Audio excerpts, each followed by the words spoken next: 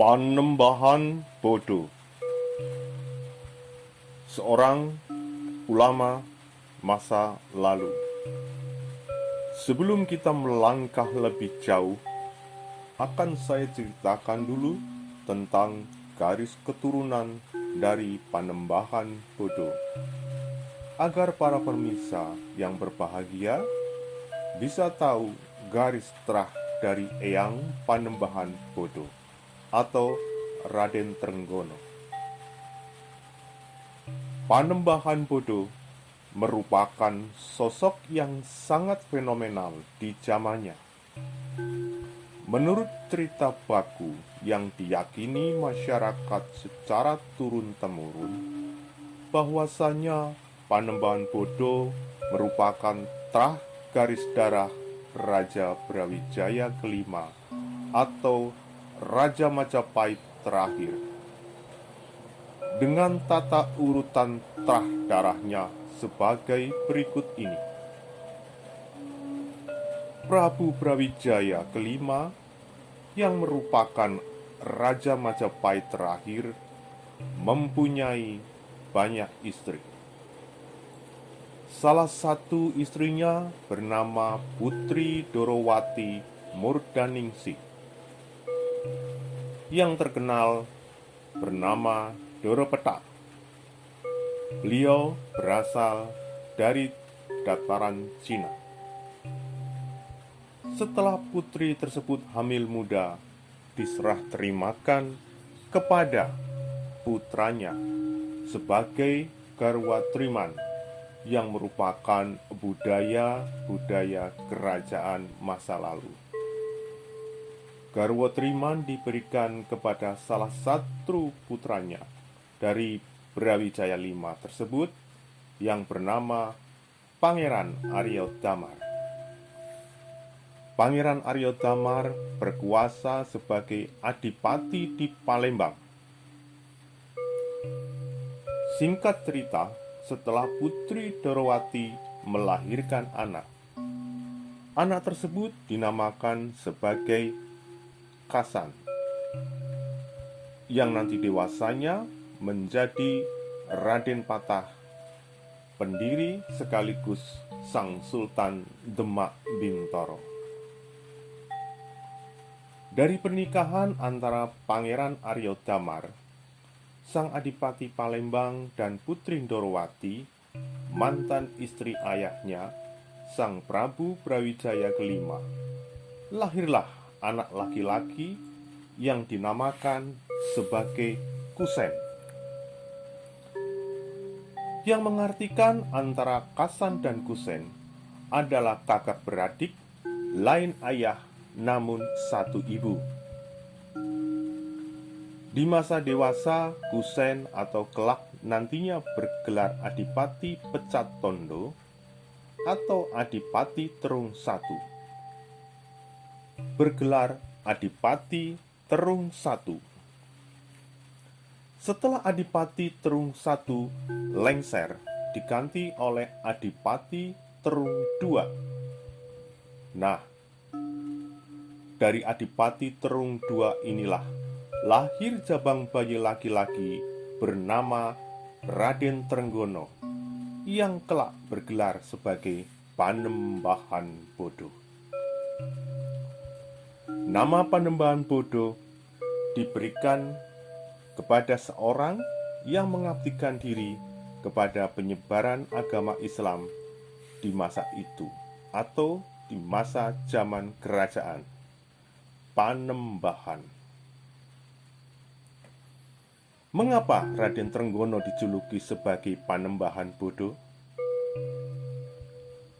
Sebab berkali-kali Raden Trenggono diminta meneruskan jabatan sebagai adipati oleh ayahandanya Adipati Terung II untuk menjadi Adipati Terung III. Namun selalu ditolak dengan berbagai alasan. Beliau lebih condong untuk menyebarkan agama Islam atas keinginan sendiri dan di bawah bimbingan Sunan Kalijogo. maka dikatakan bodoh karena menolak kemuliaan pangkat dan derajat yang tinggi yang diberikan oleh ayahandanya, Adipati Terung II. Selain itu, Raden Trenggono juga pernah menolak saat dimintai oleh Raja Pajang, Sultan Hadiwijoyo, dalam rangka menegakkan superioritas kerajaan Pajang. Dan beliau selalu mengatakan, "Saya orang bodoh, tidak tahu apa-apa tentang politik. Maka saya menolak ikut serta dalam dunia politik kerajaan." Maka Raja Pajang pun mengatakan kalau diri beliau sebagai kiai bodoh atau orang yang bodoh, tidak mau diangkat derajatnya. Sama pula saat kerajaan Mataram Islam berdiri dan dipimpin oleh Panembahan Senopati atau Sutowijoyo, yang meminta beliau untuk membantu suksesi politik dirinya pun ditolak dengan alasan yang sama, bahwa dirinya orang yang bodoh, tidak tahu menau tentang politik. Maka nama beliau terkenal dengan Panembahan Bodoh. Beliau hanya ingin khusus akan mengurusi soal siar agama, dan akan menolak jika diajak untuk berpolitik, walaupun beliau keturunan darah penguasa tanah Jawa. Gelar Panembahan diberi oleh Panembahan Senopati dan diberi tanah dekat alun-alun Kota Gede, yang merupakan pusat kerajaan Mataram di masa Panembahan Senopati atau Sutowijoyo. Beliau diberi kekuasaan untuk mendidik santri-santri Mataram dan sebagainya. Tanah tersebut lambat laun menjadi sebuah perkampungan yang dinamakan Kampung Bodon. Setelah itu, beliau juga diberi tanah perdikan atau tanah yang bebas dari pajak yang terletak di sebelah timur Sungai Progo. Jaraknya sampai ke utara, sampai kaki Gunung Merapi. Tanah itu diberikan oleh Raja Mataram Panembahan Senopati Sutowijoyo agar Panembahan Bodo tidak mendapat pengaruh dari siapapun yang merupakan musuh-musuh dari Panembahan Senopati Sutowijoyo, sang penguasa Kerajaan Mataram Kota Gede. Di dalam kehidupan Panembahan Bodo mempunyai 2 istri. Istri pertama bernama Putri Kedupayung, putri dari Syekh Ki Ageng Gripik dari Jatinom, Klaten. Istri kedua bernama Nyai Berintik, putri dari Pangeran Singosari atau Raden Santri dari Muntilan, dan merupakan salah satu murid kesayangan Sunan Kalijogo.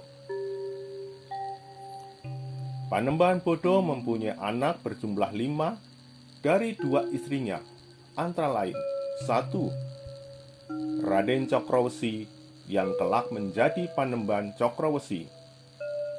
2. Raden Surosekti yang kelak menjadi Panembahan Surosekti.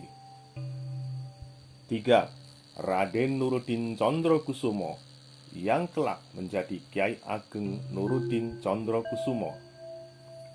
4. Raden Gading Condrokusumo yang kelak menjadi Kiai Ageng Gading Condrokusumo.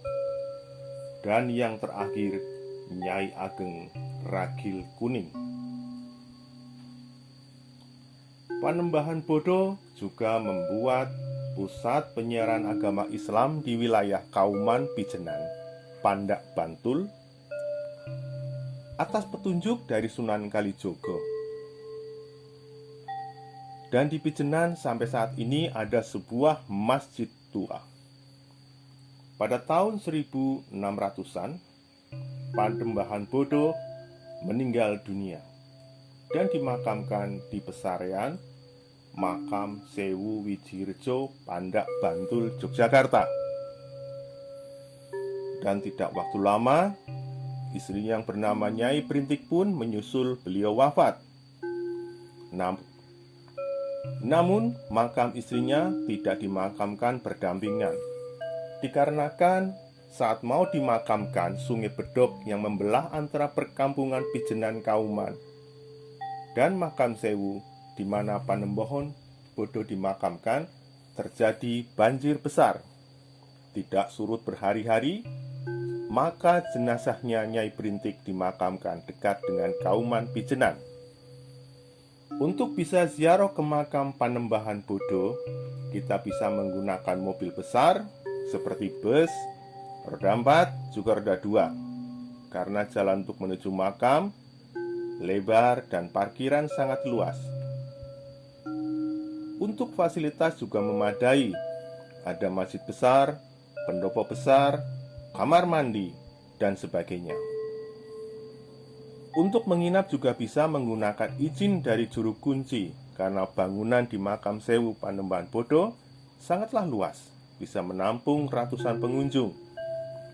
Dan di hari-hari tertentu juga banyak acara spiritual dan juga sejenisnya. Setelah pengunjung berziarah, bisa mampir untuk menikmati jajanan kuliner gudeg manggar dan ayam ingkung khas Pajangan. Di sekitarnya juga sekarang banyak jual makanan kuliner lainnya. Semoga dengan informasi ini bisa menambah pengetahuan akan sejarah spiritual. Kita bisa ketemu lagi di konten yang lainnya dengan tujuan berbeda.